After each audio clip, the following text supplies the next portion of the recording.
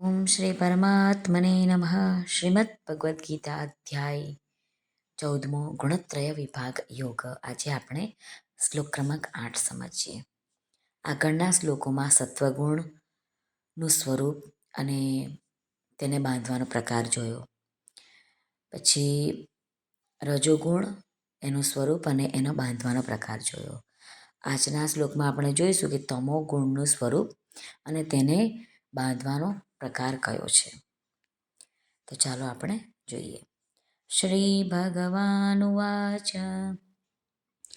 તમસ્ત્વજ્ઞાનજં વૃદ્ધિ મોહનં સર્વદેહિનાં પ્રમાદાલસ્ય નિદ્રાપિસ તન્નિબધ્નાતિ ભારત. શ્રી ભગવાન અર્જુનને કહે છે, હે ભરતવંશી, સૌ દેહાભિમાનીઓને મોહિત કરનાર તમો ગુણને તો તું અજ્ઞાનમાંથી ઉપજેલો જાણ.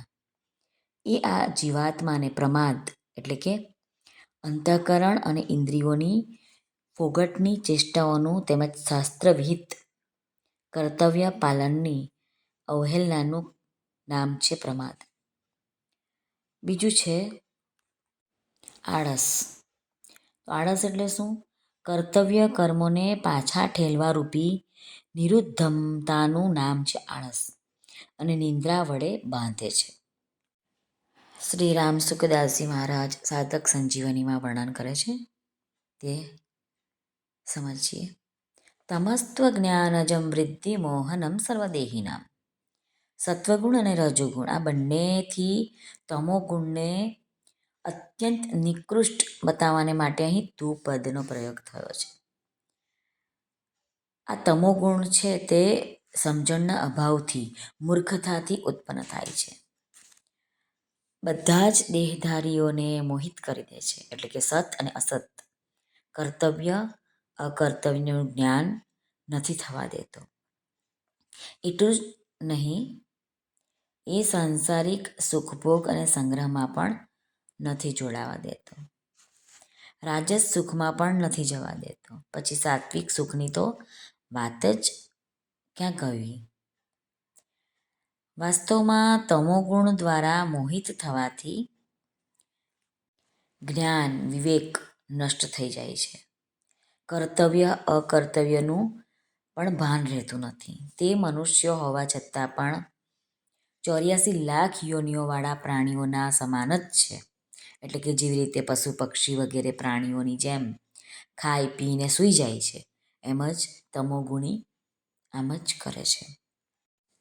પ્રમાદાલસ્ય નિંદ્રાભિસ્તિન્નિ બધ્નાતિ ભારત. આ તમોગુણ પ્રમાદ, આળસ અને નિંદ્રા દ્વારા દેહધારીઓને બાંધે. પ્રમાદ બે જાતનો હોય. કરવા યોગ્ય કામ ન કરવું, એટલે કે જે કામથી પોતાનું અને દુનિયાનું પરિણામમાં હિત થાય તેવા કર્તવ્ય કર્મો પ્રમાદને કારણે ન કરવા. અને બીજું છે ન કરવા લાયક કામ કરવા, એટલે કે જે કામથી પોતાનું અને દુનિયાનું અત્યારે અને પરિણામમાં પણ અહિત જ થાય છે એવા કર્મો કરવા, એટલે કે ન કરવા યોગ્ય કામો કરવા. ન કરવા યોગ્ય કામો બે જાતના હોય. એક તો વ્યર્થ ખર્ચ કરવો, એટલે કે બીડી, સિગારેટ, ભાંગ, ગાંજો વગેરે પીવામાં અને નાટક, સિનેમા, ખેલ વગેરે જોવામાં પૈસાનો ખર્ચ કરવો. બીજું છે કે વ્યર્થ ક્રિયા કરવી, એટલે કે પત્તા, પાસા રમવા વગેરે રમતગમત રમવી. કોઈ કારણ વગર પશુ પક્ષી વગેરેને કષ્ટ આપવું, હેરાન કરવા. કોઈ સ્વાર્થ વગર નાના નાના છોડ ઝાડને નષ્ટ કરી દેવા. આ બધી જ વ્યર્થ ક્રિયાઓ કરવી કહેવાય છે.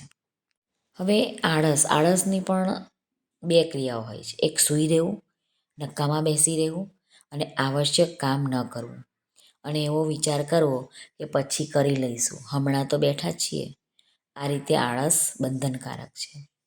બીજું છે નિંદ્રા પહેલાં શરીર ભારે થઈ જવું, વૃત્તિઓનું ભારે થઈ જવું, સમજવાની શક્તિ ન રહેવી.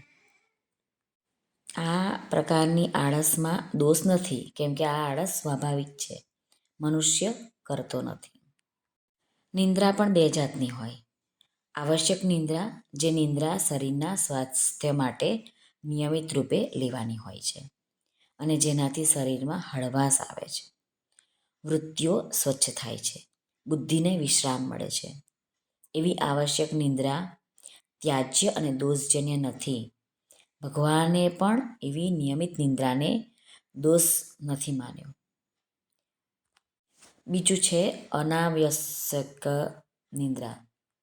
જે નિંદ્રા લેવામાં જેનાથી બેહોશી વધારે આવે, નિંદ્રામાંથી ઉઠ્યા પછી પણ શરીર ભારે રહે, વૃત્તિઓ ભારે રહે અને જૂની સ્મૃતિ નથી થતી, એવી અનાવશ્યક નિંદ્રા ત્યાજ્ય અને દોષજન્ય છે. આ નિંદ્રાને ભગવાને ત્યાજ્ય બતાવી છે. ન ચાતિ સ્વપ્નશીલસ્ય. આ રીતે તમોગુણ, પ્રમાદ, આળસ અને નિંદ્રાના દ્વારા મનુષ્યને બાંધે છે. શ્રી કૃષ્ણ અર્પણમસ્તુ. સર્વને ભાવથી જય શ્રી કૃષ્ણ. રાધે રાધે.